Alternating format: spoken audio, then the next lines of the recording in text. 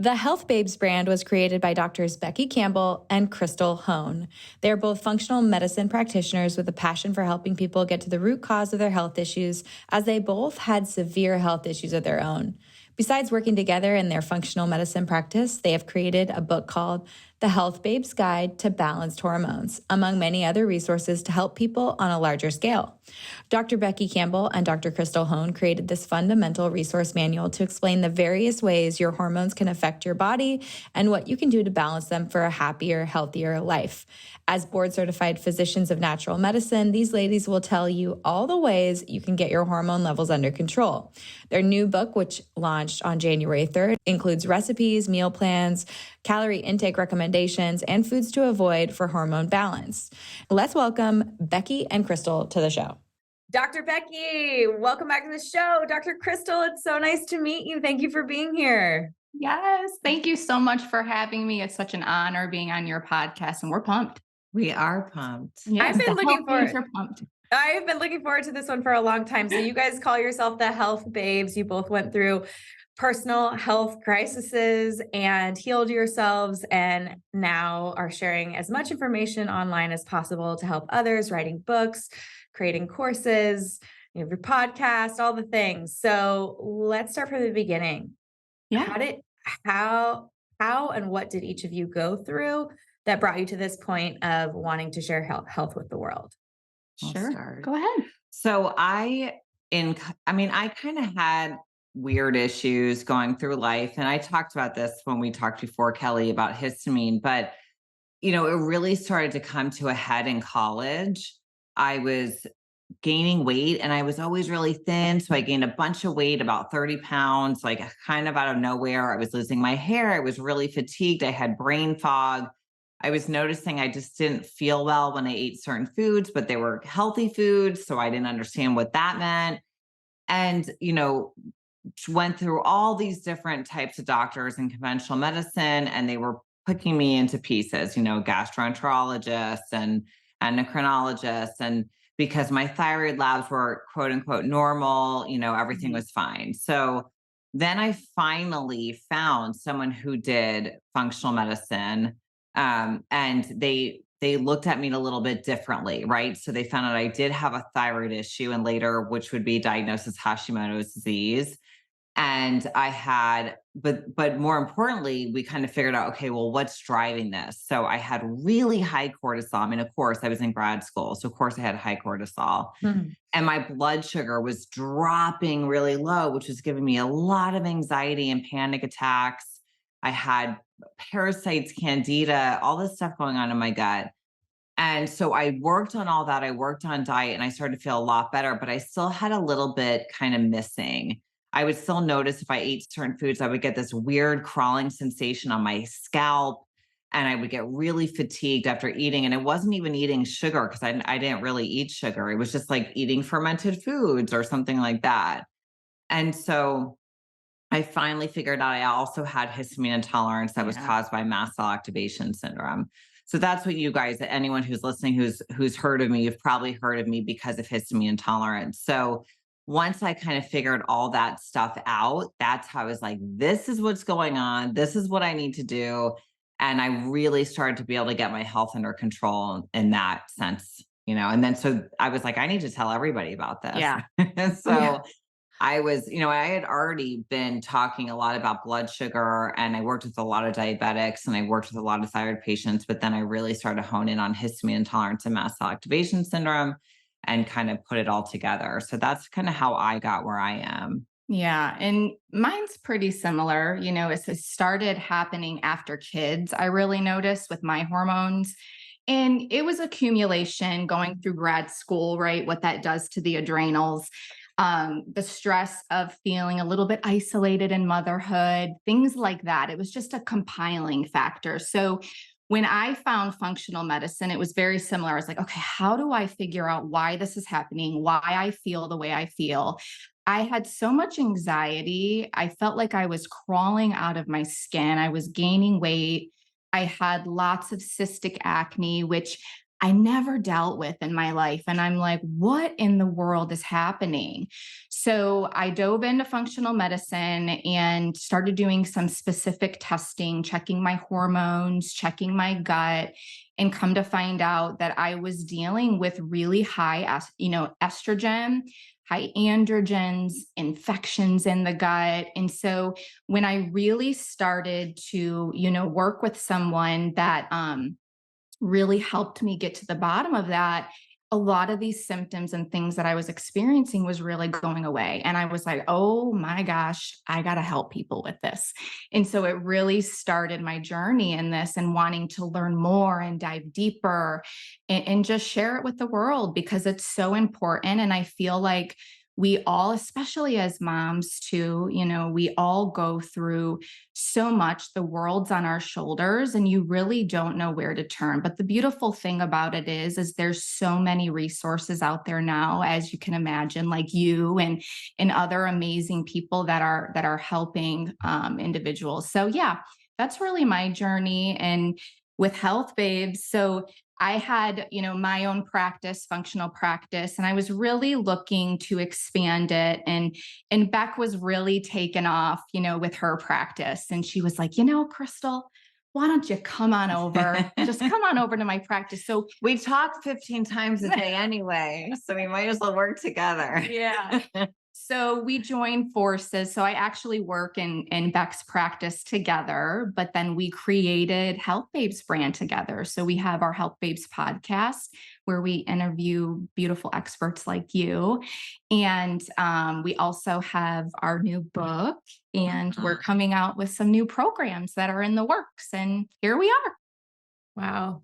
Well, it is interesting that you say, there are so many resources for people nowadays and you're, mentioning experts, other podcasts, there's social media, there's the internet. I think for a lot of people, all of that can be really overwhelming. And just to even get the basics, right? You start to just get nuggets of information and you try to rabbit hole something, but it can be overwhelming. And my goal with this podcast is always to give people the 101. Like, how can I get you the basics of the science so you can start to connect the dots for yourself and then find a practitioner that can support you on your healing journey. And so you guys are hormone experts. There are a number of things that can disrupt hormones. So I'd like to start with the basics. Like what we can either start with the most common hormone imbalances and changes, or we can start with what does healthy hormone levels look like? And, how do we attain those? Yes. It's very specific to just understand with what you're looking at. So personally, me, when I'm working with hormones, I love using, I'm sure, have you heard of the Dutch test, Kelly? Yes, of course. Yes, yeah, Carrie. Yes. Right. She's been on the show before and talked all about the Dutch test. That's definitely the gold standard for hormones. But let's start there. Yes, Someone doesn't know if their hormones are dysregulated or there's an imbalance. Who do they go to? What's the gold standard? What are they looking for? Yes. So personally, I really love the Dutch test because it's looking at your entire endocrine system. Yes, there's some hormones that I like to look at in blood work, but essentially what the reason why I like the Dutch test is because your hormones, your brain is signaling your hormones to be pulsed, right? So it could look differently in the morning compared to the afternoon, to the evening. So you want to get an average of what your hormones look like throughout the day, right? And so the Dutch test is looking at your sex and adrenal hormones, specifically the ones that we talk a lot in the book, the big guys, right? The big guns like estrogen, progesterone, testosterone, cortisol, DHEA, melatonin, a lot of these amazing hormones. The Dutch test looks at the average of that, but it's not just looking at that spot check, right? That you often see in blood work. And if you're not testing at the right times, it's very conflicting. It's not necessarily giving you the best answers. So the Dutch test is amazing for the average, but also how you're metabolizing your hormones. That is so important to be working on, especially when, you know, you're dealing with other, we'll talk a lot about drivers, I'm sure, and a little bit here with, you know, specific things that drive hormonal imbalances and things you can look into to help it. But when you are working on hormones, metabolism is so key. So those are the big, I really love the Dutch test, specifically looking at hormones. Yes, I use blood work. And you do want to work with someone that knows how to read the Dutch test because it is very complex, as I'm sure you know. And so you don't just want to go out there and get on a bunch of different hormonal supports or different estrogen supports, because we see that a lot too, you know, women taking certain things that aren't specific to what their body needs, and you can actually do a lot more harm than good. So it is a great start. You know, patients can order it on their own through Precision Analytical, but personally, I would want to work with someone who knows what they're doing and they can best help you interpret that because it is pretty specific and complex. And there's some things you test on blood because you Yes. have to, like all the thyroid Yeah. hormones and stuff. But when you're looking at things like cortisol and estrogen, progesterone, testosterone, you want to see the blood work is just a snapshot in time. Mhm. So because our hormones fluctuate so much, that's why we really like to use a combination of both. And then we read everything together. Right. I think for anyone who hasn't had a Dutch test, it's a urine analysis. It's Yeah. all day long. You're looking at getting samples throughout the day to get those numbers on some of those big sex hormones across the board, not just, So hey, you got a great. blood test at 7 a.m. or you got a blood test at 3 p.m. after work. What does that look like? Because it really is it vacillates drastically throughout the day. And then, so you said two important things that I'd love for you to clarify. You said that Yeah. the brain pulses out hormones and that Mhm. your metabolism is so key in hormone Mhm. balance. I want the Yes. audience to understand that you're talking about the metabolism of hormones out of your body, the Right. excretion of hormones out of your body, not your not your metabolic rate. Like No. she's not talking about having shredded abs and that Yes. Right. equaling balanced hormones, because it doesn't always equal balanced hormones. Right. You're talking about the metabolism and excretion of hormones and how that is Yes. critically important to keeping balance. So can we touch on Absolutely. touch on how the brain drives and pulses hormones into the body and how we excrete hormones to keep balance and how often these processes are happening? Yes, they're happening all the time when as we're sitting here, right? And throughout the night. So, you know, I'll use estrogen for an example, right? So when we make estrogen, when our body makes estrogen, we need to break that down, and we break that down through the liver, through two phases, and then we excrete that through our bile, through our stool and our urine. So we need to get rid of it, right? Mhm. And oftentimes, what we're seeing in the practice too, and with patients is, you know, not only are we not metabolizing that estrogen properly, we're choosing maybe more inflammatory pathways, more carcinogenic pathways. We're not, you know, methylating or getting rid of, you know, the estrogen through the liver, clearing it. And then on top of that, we're seeing lots of infections in the gut, or we're not going to the bathroom, having healthy bowel movements. So we're not excreting it also. So what can happen is instead of getting rid of that estrogen through the urine and through the stool, we're recirculating a lot of that estrogen back within the bloodstream. And so depending on what your other hormones look like, right, this is where we can see a lot of estrogen dominance or even estrogen higher than progesterone, right? Which Typically, is still estrogen which dominance. yes, Yeah. exactly. So it's just so very, very important to make sure that you're taking care of that metabolism, really supporting and babying the liver. And there's so much that you can do for that, but it is very specific to what your pathways look like. So on the Dutch test, it shows you your phase 1 and your phase 2 pathway, right?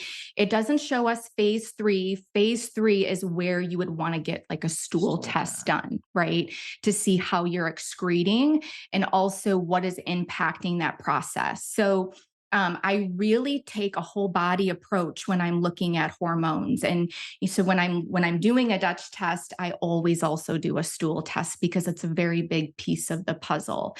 So metabolism, when we're talking metabolism, you really want to baby and support that liver, and you really got to take care of the microbiome and make sure you have healthy bowel movements and you're supporting your digestion, because it's a big part in supporting that metabolism. And what's so great about the testing is it tells us where the person needs more help. Right. So we know, okay, they're good in phase 1, they're not good in phase 2. So we need to do this, or vice versa. Or maybe they're good in phase 1 and 2, but not in phase 3. Like it's really specific when you can put it all together. And then you can really help people to really optimize their levels by knowing where they need the most support. Yeah. Well, let's talk about that, because I don't think people realize this goes beyond sex hormones. It goes into cholesterol. It goes into triglycerides. When we're talking about recirculating even other things in the body, your liver health and your microbiome health are so critically important for really using the things that we need and pushing them Getting out. rid of it, right? Yeah.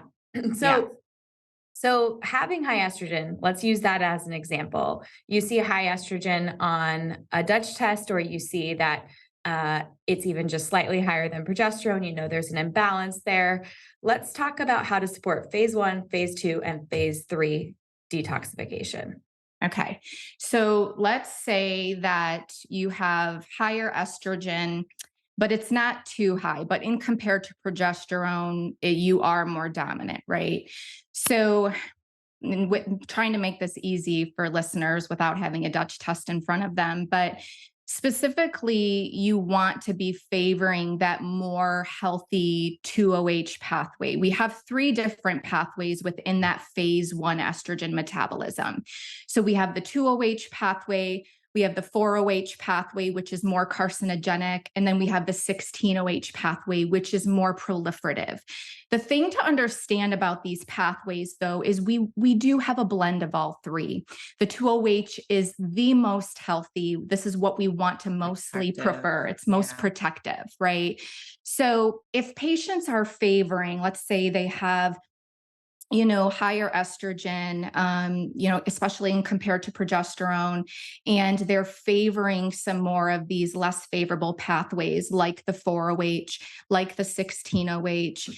There's a few products that I do like to work with that are really important. Please, though, just take this with a grain of salt. You want to work with a practitioner and look at your different phases, because it is very important when working on this. But I really like sulforaphane, which is a compound from broccoli sprouts. So if patients, let's say, especially postmenopausal patients, if they already have like lower estrogen, but they're favoring some of those more dangerous, more inflammatory pathways, that's a great product for them, because it's not going to lower your circulating estrogen anymore. Because in postmenopausal women, your estrogen is already lower. So you don't want to take DIM. So you don't want to lower it down. So this is what happens is you see like on Instagram, right? Or a lot of other hormone docs, they'll hear that they love a product, right? Like DIM, and some of our postmenopausal women will get on it, and it's causing them to have more headaches or more vaginal dryness, right? Or it's making them have more anxiety or more headaches, right? When it comes to that shift from perimenopause to menopause when your estrogen is lowering. So sulforaphane is a good option if your estrogen is already a little bit lower and you want to support that phase 1 estrogen metabolism. Now, if your estrogen is really high, like you are textbook estrogen dominant, okay, like that estrogen is high, and you are favoring more of that 4OH, that 16OH, and you want to help push that, to the 2OH. DIM is a great option. You just got to make sure that your phase 2 is open and you're not dealing with a lot in the gut, because sometimes when you push that a little bit too hard, if you have a lot of estrogen coming in, you got to treat it backwards. You got to start in the gut. You got to really support and baby that liver, which we can talk a little bit more about that too, Kelly. But you want to open up that pathways and really help that first before you start, clearing more of that in that phase 1. I know that's a loaded answer and it can get kind of sciencey for some people, but no, so you most people are basically safe with sulforaphane versus I think so. DIM, It definitely unless they is. have an issue with sulfur, because it's not going to necessarily lower estrogen, which could be low, even though it's dominant. It's just going to help metabolize estrogen better. Yeah. So we tend to favor that if you're going to do a supplement, and blindly. If you can't do the Dutch test, Right. you can't work with someone who can tell you exactly what you need to take. Yeah. No, that's a great differentiation. I think that people do jump on supplements and to support estrogen dominance or to support a hormone imbalance, and it may not be supportive. And I love that you pointed out that if you are going to start dumping estrogen from phase 1 to phase 2, you better have phase 2 dialed in. You're going to feel like crap. And then you better have your bowel movements rolling. Yeah. So you start from the back and you start from the stool because you got to keep those things moving, and you work your way back to babying the liver. So before we walk through that, I'd love for you to point out some symptoms, because you mentioned a few things about estrogen dominance, but what are some signs and symptoms of estrogen dominance for people listening? Yes. So, in practice, typically what I see with estrogen dominance is a lot of PMS type symptoms, but not all the time, right? You definitely can have a lot of the cramping, heavy periods, endometriosis. Oh yeah. Endometriosis, fibroids, even cysts. We see a lot of high estrogen and polycystic ovarian syndrome, but you don't have to have that to have high estrogen, but it's typically something that I do see. Weight gain, acne. I know for me personally, acne was a big driver, and depression. Yes, depression is very big with that. And Beck will even get into histamine too. When you're dealing with a lot of histamine symptoms, and Beck's amazing at explaining that. But you can see a lot of, especially in that ovulation when estrogen rises and in that luteal phase, you can see a lot of those histamine symptoms worsen. So it's really, how symptoms are, there's a lot of hormonal imbalances with overlapping symptoms, but acne, menstrual cycle imbalances, heavy periods, heavy flow, iron deficiency anemia. I see a lot of anemias with heavy cycles with estrogen dominance, and weight gain is pretty common with what I see. And then when it comes to perimenopause, moving into menopause, what are some signs and symptoms that women should be looking out for? Definitely like longer, heavier menstrual cycles, right? And then tender breasts, you're going to see that a lot. You're going to see waking up in the middle of the night. And that's why some people will notice if they start taking progesterone, which we're not saying to do, you sleep better. You can get migraines or intensified headaches. You can get kind of mood swings, because our progesterone starts to get lower, and then our estrogen goes up and down and up and down. And when we're entering perimenopause, so you can feel kind of like you're on a roller coaster of emotions. And then definitely weight gain. Oh yeah. It's like your body, depending on all these other factors too, Kelly, with especially when it comes to stress and lack of sleep. And we live in such a busy world too, that we're not sitting down and eating, and eating complete meals and eating enough and eating for our blood sugar, like you talk so much about. It really makes that shift from perimenopause to menopause worse if you don't hone those skills in. And this is really why we created this book, because I wanted to just give patients and people all around the world simple things to think about, Mhm. these basic pillars of health to think about to balance your hormones. Because yes, you can dive in, and if you feel like once you start eliminating inflammatory foods, focusing on these pillars, if you're not, seeing a lot of the results that you want to see, or if it's not helping a lot of these symptoms that you experience, you may want to do some further testing to get a better overall picture. But yeah, I feel that if those pillars aren't babied in this transition, it makes that transition a lot harder. The women who breeze through perimenopause, who are like, oh man, that was the easiest thing, or I didn't feel a difference, that, the lucky ones, right? They're the ones that have that honed in, right? Who've had healthy ovulation, who've kept their stress in check, Kept their right? blood sugar stable. Right, who had Yeah. joy in their life, all of Mhm. these amazing pillars.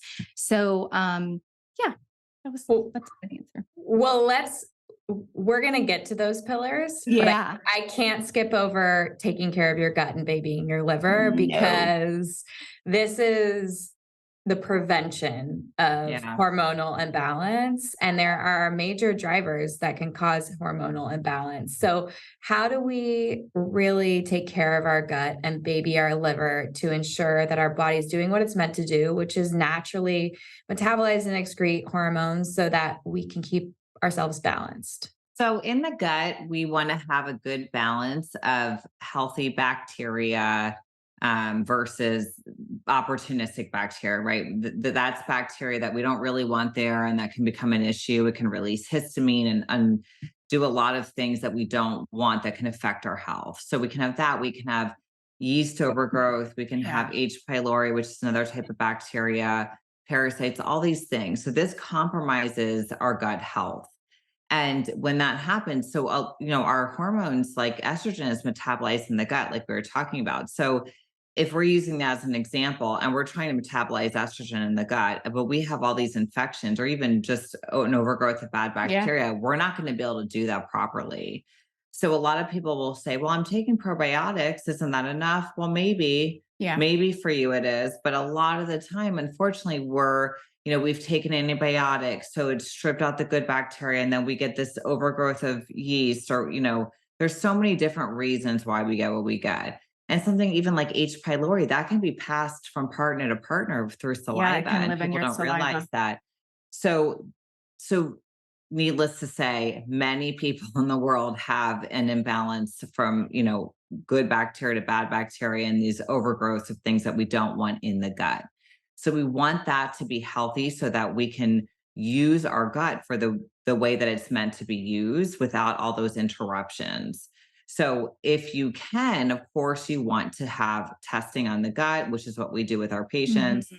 see what's going on in there and treat those issues accordingly.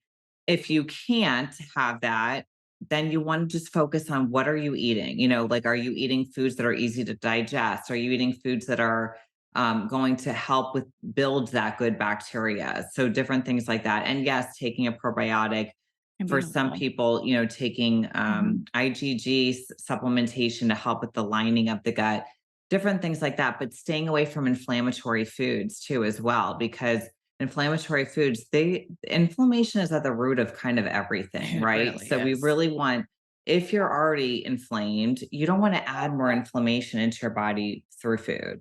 So that's super important. And we try to make, like, all the books and everything we do, we try to make it for someone who can work with a practitioner and Yeah. somebody who can't. So if you can't, you work with the things we talk about in the book. You work diet, you work, supporting the gut with certain foods, and then you really want to work on liver support. So, the problem with the liver is a lot of people like have marketed detox as this thing to sell people things that probably they don't need, or they might be Mhm. too aggressive for them. Right. So we really believe in gentle detox. So we just want to just gently open up those detox pathways so that you can move the things that you're taking in your body out of your body. You can metabolize your hormones properly and all of that. So we work first, we work with a lot of sensitive patients, Kelly, because we work with mast activation syndrome a lot. So we are using castor oil packs over the liver just to kind of encourage your lymphatic system to start moving things through. And that's the same kind of with dry brushing. Oh, You're yeah. working with the lymphatic system and the circulatory system. You can do infrared saunas because sweating is a very good way. It's one of the ways we push toxins out. Mhm. You want to make sure you're pooping, you want to Yes. make sure you're peeing, but not too much. You want to kind of, this is why we love products like Element, because they're helping us to not push water out too fast and make our pee clear, but, push it out at a good, rate and hold on to some electrolytes while we're doing that. So those are kind of the things that we're doing in the beginning with people. And these are all things you can do at home. Doing these gentle detox things, foot baths, Epsom salt baths, to help open up your detox pathways, move things out, support your gut, whether it's through testing or just doing the things we talked about earlier. And that alone with diet is really helpful for a lot of people. Mhm. Yeah, I know a lot of people really struggle with candida overgrowth, yeast overgrowth, viruses. There are so many Yeah. different tests now that you can get to look Yeah. at what's going on in the gut. Viomes, even taking it a step further, looking at Mhm. plant-based viruses that are now embedded in people's guts and maybe potentially causing problems. It all can be a little bit overwhelming, like, this chicken little, the sky is falling. But the reality is, there are easy things that we can incorporate throughout the diet that support the balance of the gut. So can we talk about, you mentioned easy to digest foods, probiotics, and making sure that you're getting those plant-based foods in to feed the healthy microbes. Can you talk about what some of your favorites are and when you would put someone on easy to digest foods? Yeah, I feel when I'm working with hormones too, I want to take as much stress off of the body as I can because it's already in a stress state, right? So of course, lots of color, right? We love lots of plants and low glycemic fruits. So with plants too, you want to make sure that you are cooking a lot of them, just really breaking down a lot of those plant antigens, making sure you're cooking them with fat. We love lots of cruciferous. I mean, it's really good, especially supporting those phase 1, phase 2, especially phase 1, phase 2 in the liver. You definitely want to make sure you're getting lots of that. I love organ meats. I really do. I feel like they are one of the best nature's multivitamin. And it's been a game changer in my own health just because it's so nutrient packed with vitamin A and copper and B vitamins, which is so essential, for sex hormones and adrenal hormones, thyroid. And just a side note on organ meats, they're not the best tasting, let's be honest. But, I heard you, Kelly, talking about, I actually found that company, I forget what it's called. Force of Nature, shout out to Force of Nature, Ancestral Love Blends. them. Yes. Yep. And I use them with my kids and myself because I'm not an organ meat person. I would rather take it in a supplement. Yeah, same. But I also want to get the whole food. So you can order from them and they put just a little bit in each pack, pound of grass-fed beef or bison, or you can do that yourself. You can mix it together with things. We're not expecting you to take a full board. Have chicken livers. Yeah. Yeah.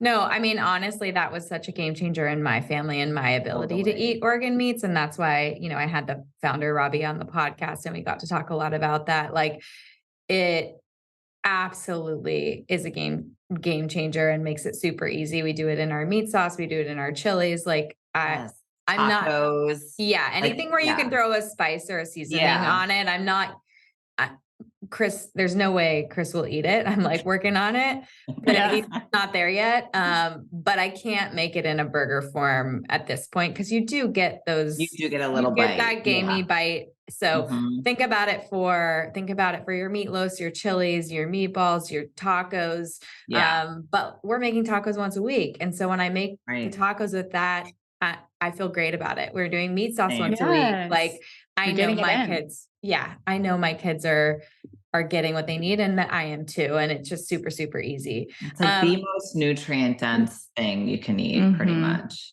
Well, and I also don't think people realize, unless they listen to the show and have heard it in the past, but detoxification isn't just about cruciferous vegetables and leafy No, greens no. and that, and it requires a lot, a lot of vitamins, a lot of minerals, and amino acids. right? Right. Protein. Animal protein Yes. Yeah. is super important. Yes. Yes. So And I wanted to tell you this, Kelly, too, with your smoothie. And I'm telling you, your protein powder has been a game changer in my health And our personally. family. Yes. All of our kids. The fiber filled smoothie. And so when I'm working with, especially with women, when I am working on making their body feel safe, I am wanting to making sure that their blood sugar is balanced. Blood sugar is number one. If your blood sugar is in balance, your body can't focus on anything else, right? So I do find working with the CGMs has been such a game changer in my own health, because I'll just give you guys an example just to make this easy. I would have, just some chicken sausage and some eggs in the morning by themselves, and then go get my workout. And my blood sugar didn't like it. And then once I started adding that fiber component, right? The fiber filled smoothie, it rocked my world.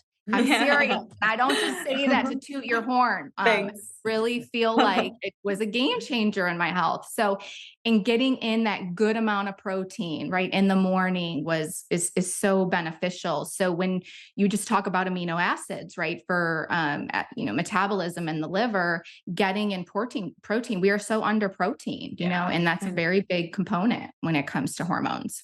Yeah, I think there's just this connection or this belief that when we're talking about liver detox or doing a big detox, that we're just taking like a bunch green of juice, green right? juice and milk thistle, and with a little shake, right?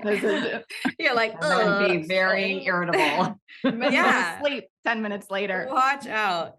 But you did, bringing it back to it also being important. Sulforaphane is this phenomenal phytonutrient from cruciferous vegetables. And you mentioned cruciferous vegetables. So there are things we can do in our diet that include the proteins, the nutrient density of organ meats, the leafy greens, the cruciferous vegetables that are going to give us the support we need for phase 1 and phase 2. And then get it to the gut. And then if you are having a fiber-based smoothie or you're using things to make sure that you're ensuring a bowel movement, you're gonna poop it out. You're gonna poop it out. A little party on the toilet. How do we help people ensure that they are having a bowel movement? You said you want to make it easy for your clients. What are the ways to make that process easy for people? Yeah, I find this very specific to the person because depending on what you have going on in the gut, I mean, especially with SIBO, I mean, patients can deal with a lot of motility issues. And so they have a hard time having bowel movements. So of course, there's a lot of different supports you can do to help stimulate that process, but I definitely want to help the body and help it do it on its own, right? I don't want them to have to rely on things. So whenever I see someone dealing with issues with motility, or they're dealing with diarrhea or constipation, a lot of IBS, I'm definitely starting in the gut. That's definitely what I do. I'm looking at diet first. Well, what we do. And then just to kind of clarify what we mean by starting with the gut is we tested and find out exactly what is going on. And then we work targeted stuff to get rid of that. So let's say you have a yeast overgrowth. We're targeting that, because the one problem with a lot of things we see is these all-inclusive gut protocols that are just available to everybody. And the thing with gut issues is they can overlap in symptoms. But if you have H. pylori and you're just doing an antifungal, you're not going to get rid of the H. pylori. So of course, testing is going to be best, and that's going to be the best way, because you can get targeted support and you can literally get rid of. We always retest too to make sure it's gone. And once you get rid of those things, people are pooping like crazy, but also supporting the liver. People start pooping a lot too. And then of course, diet-based stuff, so getting that fiber in is huge. Too, right? Because a lot of times constipation can be, there's no lubrication in there. So we want to get healthy fats in there and all that. So it's hard to say, I wish I could be oh, everyone do this, but really it can be more individualized. Yeah. Definitely. And it's a frustrating problem for people if they have SIBO or, other reasons for slow motility or bloating Thyroid or issue. yeah. Yeah. Mhm. Or even been on long-term antibiotics, medications. So if anybody's listening, and this is a very broad topic, we don't have to go into specifics, but we'll even look at that too, because that can be very constipating, or it can make you an excreter, right? It can cause a lot of diarrhea. So you always want to look at that too and talk to your doctors about that. And also too, when you're thinking about your kids, we get a lot of patients. We get there are patients and they want their kids all in care. And I'm like, did they have antibiotics when they were born? Or did you have any antibiotics when they're pregnant? And almost always it's yes. Yeah. So then they start getting these histamine issues and all these things as little kids. And that's usually a big contributing factor. Yeah, it's heavy because there are drivers to all of these imbalances that are easily prescribed or part of Western culture in regards to just taking care, quote unquote, care of ourselves. So what are some of the drivers of hormonal imbalance? And then we'll get to your pillars of like, okay, I have a general idea of like what might be driving my imbalance, but what are the things I need to focus on to really be vibrant and feel my best and feel balanced? Yeah. So we tried to cover this a lot in the book because we wanted people to understand it's not like my, progesterone's low. Let me take Vitex and that's going to fix everything. Right. So we have to look and see what's interfering in the way that your body is signaling your hormones, right? So we've kind of hit the gut. So the gut is a huge contributing factor. So stress via the adrenal gland. So we have this like master gland, the pituitary gland, that kind of sends signals to our other glands and it tells them, put out this hormone, right? And they all kind of work together. So like the adrenal glands and the thyroid gland really work together. And so when you're stressed, you have an increase in something called cortisol, which is your stress hormone. And that's going to directly affect how your thyroid is functioning. It's going to literally make you start producing less thyroid hormone. And that can cause a whole bunch of symptoms like lower metabolism, so weight gain and constipation because of low motility. It kind of slows everything down. So they all really work together. You can have genetic mutations in some of your genes. I won't go into all of them, but one we see a lot is called the COMT gene, so COMT. And that's really responsible for estrogen metabolism. So if you have a mutation in that gene, you might not metabolize estrogen really well. So you might need a lot of extra help with that. And this is all things that we look at with patients. But and then you can have issues with the mitochondria. The mitochondria, it's like the little part of that cell that produces energy. And I think more and more people are starting to talk about the mitochondria. But they release and produce hormones as well. So it's really important to support the mitochondria. And they're really regulators of thyroid hormone, regulators of insulin. So it's extremely important to understand what this is and understand what to do to support it. And things that just kind of talking on the mitochondria, things that you can do to support this is prioritize your sleep. Oh yeah. And people get upset when you say that because it's like, just sleep more. That's not what we're saying at all. People really want to sleep more, right? Yeah. And they can't help it. Right. So what we're saying is, be aware of what time it is. Like try to be in bed before 10:30 and, maybe don't watch TV right before you go to bed because that truly affects the blue light from the TV affects your hormones like directly. And maybe use a sound machine. Don't keep your dog in the room if it's going to walk around or jump on and off the bed, like things like that. If your husband snores, knock him out of there. Yeah. That's my problem. I know, girl. I'll just whack him, And then you want to manage stress. And, that's another thing. How do I manage stress? So there's all these things, right, we can do to manage stress. So yes, let's add things to manage stress, but also maybe let's take away some things to manage stress. Let's learn to say no to things.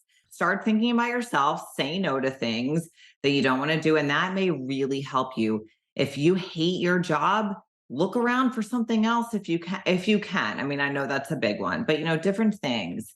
And then obviously eliminating inflammatory foods, which is something we can all pretty much do. So, and then of course, there's other things too, like environmental toxins, trauma. We work a lot with people. If they come to us and they have a lot of trauma, we really hit home to them that trauma stores itself in your body, and it alone can make you sick. And that can cause a whole wave of events with your hormones. So we work a lot with people with, doing trauma therapy, doing inner child work, there's a lot of programs you can do even without seeing someone.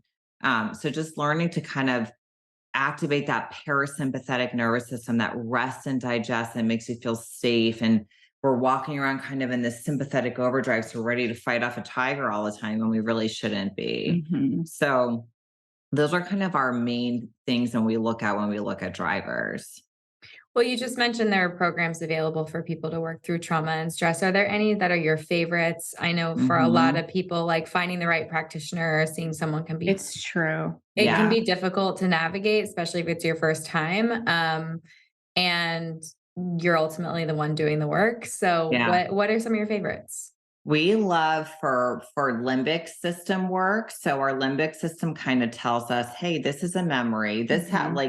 We have worked with a lot of people who are sensitive to foods and supplements. So let's say they ate a food and they had a reaction. They're terrified to eat that food, and maybe some other foods or all foods from now on, or supplements. And it's because our brain remembers what happened when you ate it, and it stores that as a memory, and it recreates that situation in your body when you go to do it again. So you get stuck in these neural pathways, right? So in the brain. So we love the Gupta program. I think that's kind of our favorite. Ashok Gupta is his name. Gupta, There's DNRS, which is kind of the first one. Gupta, I think, made it a little bit easier. There's also a girl we like, Lindsay from Vital Side. So those are really good options on that. And then when it comes to getting into trauma, we love Christine Hassler and her husband, Stefanos. They have a really good inner child program that Dr. Krystal and I both did. They have part 1 and part 2. It was amazing. I mean, talk about bringing stuff up that you didn't even know was affecting you, or you may not even had a memory of. It was so great. So those are the things we kind of recommend. We recommend breath work too. Yeah, so we recommend breath work. I love Christine and Stefanos have made a really great breath work. They have you do this kind of intensive breath work that brings you into meditation. I'm a more guided meditation person. I daydream if I'm left alone with my thoughts. So they're talking through the whole thing, and I love that. And recently we've been doing the Brain Tap app, and that is really cool. It works on both sides. You have to do with headphones. They have this device. We don't have it. It's like earphones and a thing to do lighting. You don't have to do that. You can just do the app, but you have to use headphones because it goes like right, left. It works both sides of your brain, but it's really cool. And I'm telling you, Kelly, we both just did that today. I felt like I took a 5-hour nap when I woke up from that thing. It's really cool. So there's a lot out there. You just have to, I don't love the apps. You know what I mean? Like just some apps. I think you need to learn about it a little bit more, and then maybe use those other apps as kind of like a continuation of it. Absolutely. It totally resonates with me that you say that sometimes getting rid of stress is just saying no to things, having boundaries, crossing things off your list. At the end of last year, I read the 6-phase meditation, and was always like, I'm not a meditation person. I'm a breathwork person. I'm a yoga person. I'm a soccer player. I fully this is my identity. I've already solidified it. You're not changing my mind kind of a thing. I love it. Yeah. The only time I liked meditation was at a place called Unplug in LA, where I'd go with my friends, after going to Air One, let's go to prior to kids. Let's go to Unplug and we'll do but it was always a guided meditation. And I either knew the teacher or felt walking into the space, I was like, okay, and now I'm ready to meditate. But feel safe. Yeah. yeah, but I did find that the 6 phase meditation, it is guided and it goes through a number of things. Like you do a compassion, you do a visualization, you do a forgiveness, you do a perfect day, you do a blessing for yourself. It's like very fast, 2 or 3 minutes per little like phase, but it is a really powerful way to like manifest your future, release, through forgiveness, find your compassion for the world. Like it's really centering. And I'm like, okay, maybe I'm a total convert. And I only needed these like 18 minutes to really Yeah. clarify things for me and just to get clear on what I needed. But it is true. Like when you need to move through something, inner child work, trauma work, you mentioned it. Like sometimes things come up you didn't even realize were an issue. Oh And my gosh. I think being guided back to opening those doors, clearing the air almost, and shutting that door right back up is like what a lot of people don't realize that they need. So I'm going to put all of these programs in the show notes so people can check them out. Yeah. I would say if you have tried something in the past and it didn't work, I am the example that when you identify with something or say something isn't for you, like be growth mindset, come back around, be open to it. Like it really, depending on your life stage, you may need something different. Yeah. And that is so key. Well, I mean, I'm so impressed with your new book, The Guide to Balancing Hormones. What we talked about before the show was that it was just so clear and concise with a number of graphs and icons. And it really brings clarity for people as to what are the major drivers of these imbalances.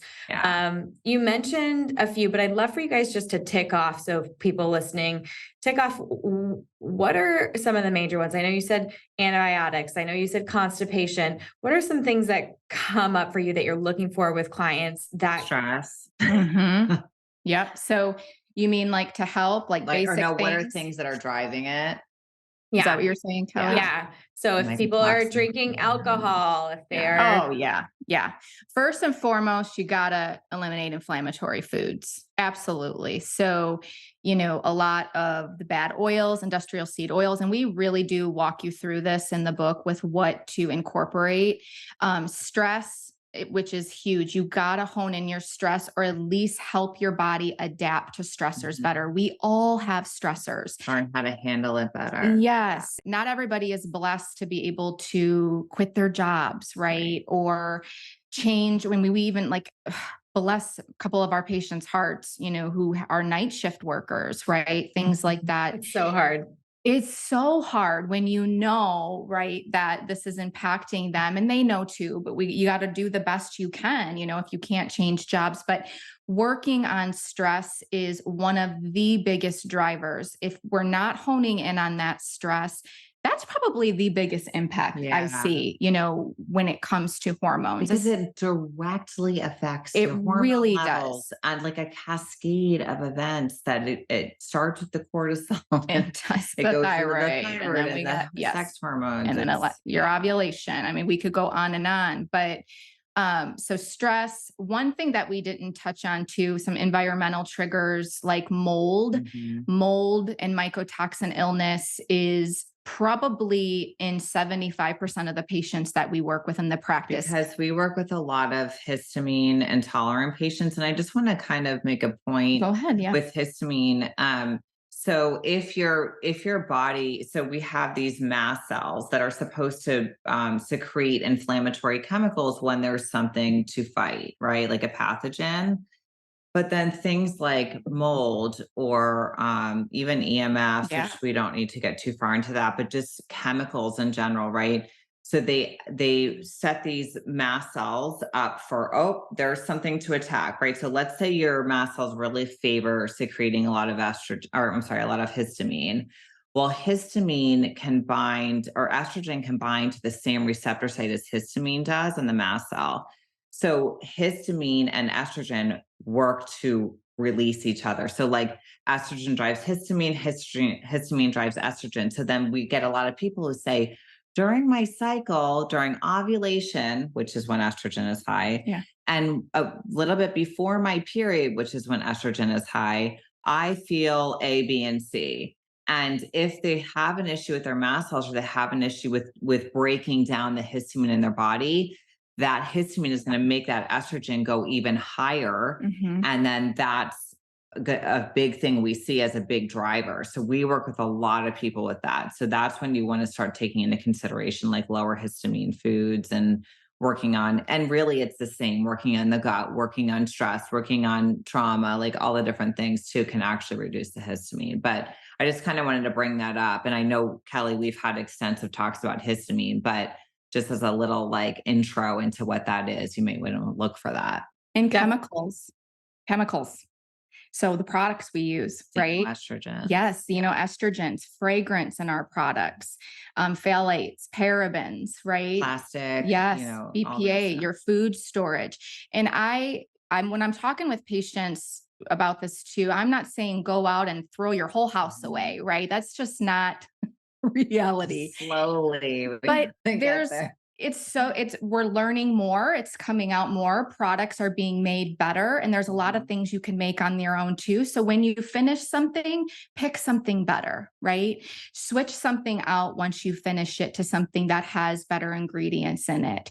Because these chemicals that act like xenoestrogens, Which is acting like estrogen, Yes, binding to our estrogen receptors. it acts just like estrogen. Your body doesn't know any different. So those pathways that we talked about earlier, it's dangerous, right? So you just need to really keep that in mind too. So inflammatory foods, watch those. Stress, look at environmental triggers, products. And then you got to dive into maybe some, looking into the gut, sex. Guys, it's a beautiful thing for life and for our hormones. If you don't want a sad vagina, which is one of our infographics, then you have more sex. Exactly. And It's even good. with yourself, we're not saying you need Yes. a partner. Yes. Just orgasms. They're really good for you. Like in all seriousness, Yes. it really is very healthy to have orgasms. So Mhm. it's one of our quick, easy, Well, especially cheap for tips and tricks. Yes, especially for perimenopausal women, as we're shifting and our hormones are lowering. If you don't use it, sometimes you lose it a little, right? Right. So it's important to keep that. It's very helpful for lubrication. It's very helpful for, because you hear a lot of vaginal dryness, especially with Right. women. So I want to make sure I talk about that because it's a big issue for some women. And so, sex is important. So those are some of the tips that is a great start for you guys. And you can do at home. Yeah. Hopefully you do it at home. Becky. Yeah. Oh my gosh, Becky, you're the best. She's a trip, you guys. She keeps me on my toes. Definitely. Love Well, her.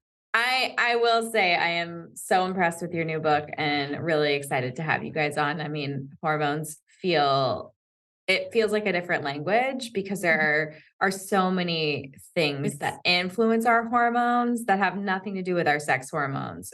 You mentioned them. It's like the cortisol stress, it's thyroid, and they're also interconnected. So you do an amazing job of explaining in your book and giving people the infographics and the graphs and all of that good stuff. So thank you for writing this book. I'll put it in the show notes. Thank you for being here. Where can people follow along and learn more? So we have our website just went up, healthbabes.com. And we're coming out with a program too. So the book is kind of like a starting point. But if you want to get further into this and you want to do some of the testing, we're actually about to release a program where we go over all of this in a lot of detail. And we allow you to order the tests and we kind of set you up to know what tests you should order. And then we even teach you how to understand what the tests mean and what to do based on those tests. So we have that coming out. And then, of course, you can work with us one-on-one. We work virtually with people all over the world. And then we are on Instagram at Health Babes Podcast, is it? Right. And then at Dr. Becky Campbell and at Dr. Krystal Hohn. Love it. Well, it was such a pleasure. We got a podcast too. I will link to all of it so people can find you, follow along, and snag the book. We'll keep everybody updated to when your programs go live. That's a really special offer, I will say, for a lot of functional MDs to sit down with one. You're paying out of pocket. You may not understand the testing. It sounds like it's a group situation where they're going to learn a lot and get access to those amazing perks that are offered through functional And MDs. we're going to do Zoom calls in the program and all that. So yeah, we're trying to make it as accessible for everybody. Yeah, because not everybody too, can work with a practitioner. So we really wanted, and I'm really excited about it. We're pumped. That's good work. I love it. Yeah. Well, thank you for offering that, such a resource to the community and to anyone that gets to be a part of it. So thank you for all of your hard work and thank you for being here. Thanks for having us. You're amazing. We love you. Love you right back. All right. You guys have a great day.